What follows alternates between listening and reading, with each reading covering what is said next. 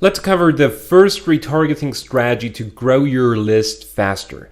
Here's how it works. If you're sending visitors to your squeeze page, some of them will not convert, meaning some of them will not make it to the thank you page. So what we'll do is setting up a retargeting campaign and bringing back those visitors who didn't opt in to your list, right? I mean, there's always a certain percentage of visitors who didn't opt in, not because they didn't like your offer. They just couldn't opt in because, for example, their wife started an argument, or they didn't have service on their phone when they hit the submit email button. So there is probably a ton of reasons why someone did not provide his email.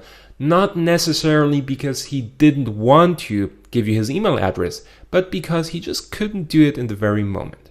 So we will give these people a second chance to opt in. We'll create a retargeting list that captures those who didn't make it to the thank you page, and we will remind them that they forgot to claim their offer and simply send them back to the squeeze page. This strategy is very simple, very straightforward, and in the next videos we'll cover how to customize a retargeting list and how to make ads that will send visitors back to the squeeze page. I'll see you in the next video.